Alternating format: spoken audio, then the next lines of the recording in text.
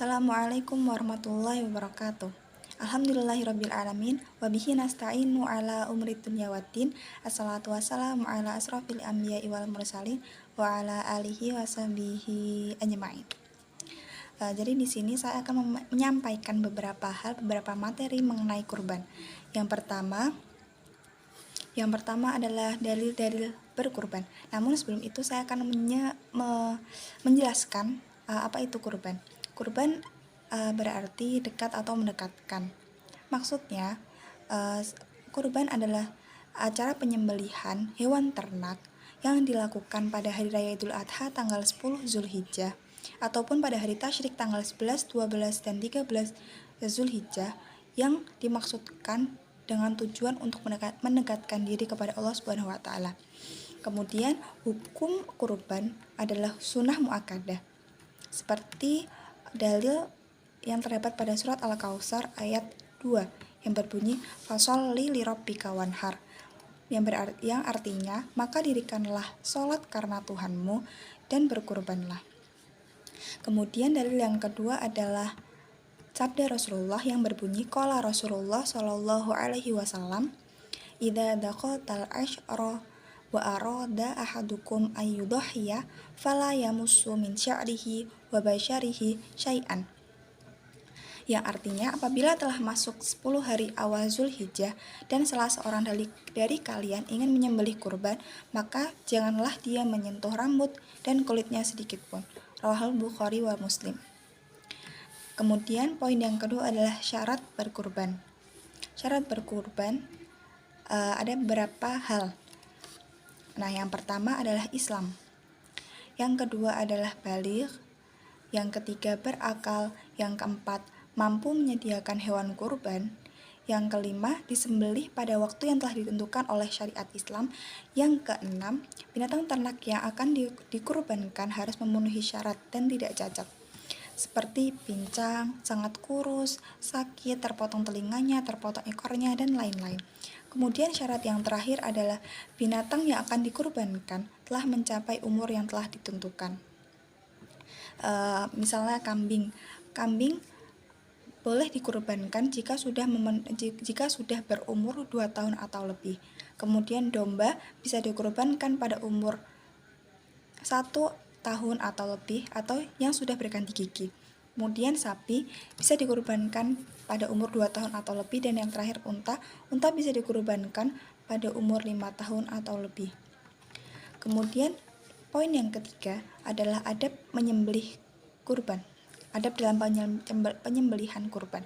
Yang pertama harus ikhlas. Kurban adalah ibadah yang sangat dicintai oleh Allah, maka dari itu kita harus ikhlas dalam melakukan ibadah tersebut.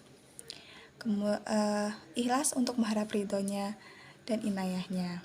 Kemudian yang kedua, ada penyembelihan kurban, itu adalah ihsan. Agama Islam selalu mengajarkan kita untuk berbuat ihsan dalam hal apapun. Nah, dalam hal berkurban, ihsan itu ada 2. Yang pertama adalah mempercepat kematian hewan kurban dengan cara menajamkan pisau, dan yang kedua adalah tidak berlaku kasar terhadap hewan atau binatang yang akan kita sembelih.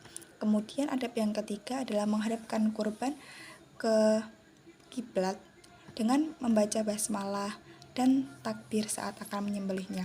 Atau di antara doa yang dibaca Rasulullah SAW yang berbunyi Bismillah Allahumma taqabbal min Muhammad wa ali Muhammad wa min ummati Muhammad, yang berarti dengan nama Allah terimalah dari Muhammad, dari keluarga Muhammad, dan dari umat Muhammad SAW.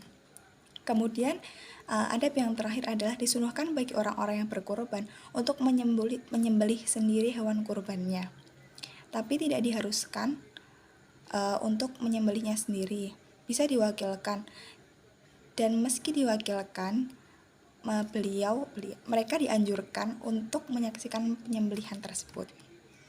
Kemudian poin yang terakhir adalah hikmah kurban. Hikmah berkurban ada beberapa macam. Saya akan menyebutkan 6 di antaranya. Yang pertama adalah mendekatkan diri kepada Allah Subhanahu wa taala. Yang kedua, sebagai bentuk kepedulian sosial dan kemanusiaan. Seperti sabda Rasulullah yang berbunyi, hari raya kurban adalah hari untuk makan, minum, dan berzikir kepada Allah Subhanahu wa taala. Kemudian hikmah yang ketiga adalah merupakan bagian dari syiar agama, seperti yang tercantum dalam Quran Surat Al-Hajj ayat 34. Kemudian hikmah yang keempat adalah setiap bulu hewan kurban yang kita kurbankan bernilai satu kebaikan. Kemudian hikmah yang kelima, sebagai ibadah yang sangat dicintai oleh Allah Subhanahu wa taala.